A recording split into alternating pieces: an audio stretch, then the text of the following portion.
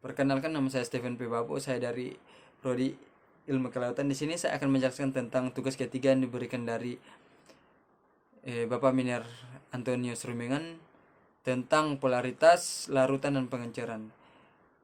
Terlebih-lebih kita akan menjelaskan, kita harus mencari tahu apa arti dari polaritas. Polaritas adalah suatu pemisahan muatan listrik yang mengarah pada molekul kimia yang memiliki momen listrik dipol dan multipol. Polaritas ini padahal terbentuk ada akibat adanya suatu ikatan antar elektron yang mengikat dari senyawa, yang mengikat pada unsur-unsur, yang mengikatnya pada unsur-unsur. Nah, dari polaritas ini ada terbagi juga tadi yang sudah saya bacakan tentang momen listrik dipol dan multipol. Nah, kita harus mengetahui apa arti dipol ini. Saya berikan contoh tentang dipol ini dalam bentuk senyawa air. Nah, dalam senyawa air ini untuk mendapatkan air bersih itu kita harus melakukan polaritas, artinya kita harus melakukan pemisahan. Nah, dalam senyawa air ini kita harus melakukan pemisahan antara muatan positif dan muatan negatif, sehingga dari kedua ini tidak ada keterkaitan, tidak ada hubungan, sehingga akan menciptakan air yang bersih.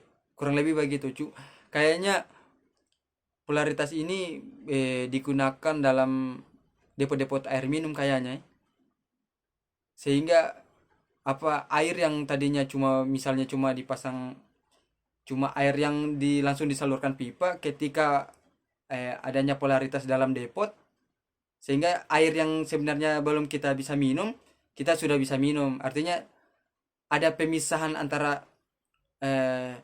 muatan positif dan negatif, sehingga air yang pertama belum bisa kita minum, sehingga terjadi pemisahan antara muatan positif dan negatif, itu kita sudah bisa minum. Artinya begitu kurang lebih. Tapi kalau salah, mohon dikoreksi.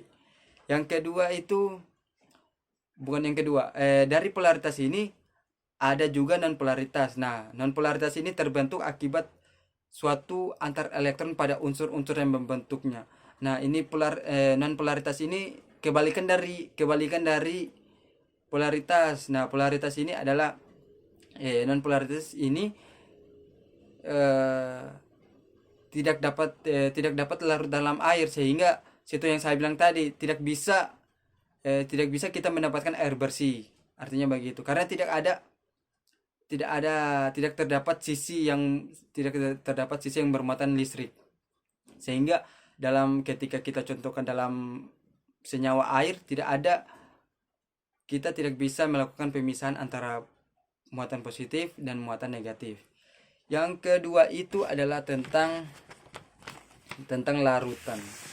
Nah, larutan ini sebenarnya kita sudah banyak banyak kita dapatkan dalam kehidupan kita sehari-hari. Kadang juga torang masa sendiri, torang so tahu ini larutan. Nah, namun dalam kimia itu kita harus mengetahui apa arti dari larutan. Larutan adalah suatu campuran homogen yang terdiri dari dua atau lebih zat. Nah, zat yang jumlahnya lebih sedikit disebut terlarut, sedangkan zat-zat yang jumlah lebih banyak dalam larutan disebut pelarut. Artinya contohnya seperti zat-zat yang, kalau contohnya itu seperti zat yang jumlahnya lebih sedikit disebut terlarut, sedangkan yang jumlahnya lebih banyak disebut pelarut. Artinya itu kalau zat yang disebut terlarut itu contohnya seperti masako. Nah, itu masako di bumbu mie juga kayaknya bisa. Kayaknya itu adalah terlarut. Sedangkan kalau pelarut itu suatu yang bisa melarutkan dari zat terlarut. Artinya ketika kalau orang mau masak mie atau mau masak kuah asam, untuk melarutkan dari bumbu yang tadi itu seperti masako atau bumbu dari kemasan-kemasan misalnya mie itu, untuk melarutkan bumbu itu kita harus memerlukan memerlukan pelarut sehingga membutuhkan pelarut untuk melarutkan bumbu yang tadi itu kita harus memerlukan apa. Nah, ketika orang mau memasak mie, artinya untuk melarutkan bumbu itu kita harus membutuhkan air, sehingga dari zat terlarut itu sebentar akan menjadi larutan. Artinya kita harus membutuhkan pelarut. Nah, pelarut itu adalah air sehingga akan menjadi suatu larutan. Nah, dari larutan ini ada beberapa sifatnya. Yang pertama, terasa licin jika terkena air, dan jika dilarutkan melepas ion hidrosida, dan masih banyak lagi. Nah, yang ketiga adalah pengenceran. Yang ketiga adalah pengenceran.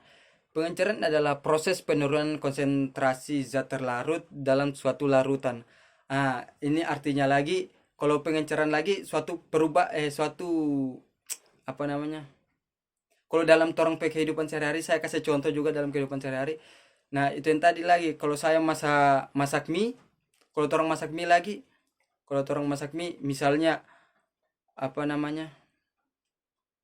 Kalau mau masako misalnya, torang tambah masako mie saja. Misalnya mie, kalau torang mau suka suka agak berasa bumbunya, berarti berarti airnya itu kita kasih sedikit. Kita kasih sedikit tapi bumbunya lebih banyak. Tapi kalau dalam pengenceran ini, misalnya kalau orang rasa masih terlalu terlalu apa namanya? Terlalu berasa bumbunya. Itu kita harus menambahkan lebih banyak air lagi. Nah, itu yang artinya dari pengenceran. Artinya ada suatu tambahan dari zat, artinya ada suatu tambahan dari zat pelarut. Artinya begitu. Itu yang disebut dari pengenceran. Dari ketika orang mau memasak mie,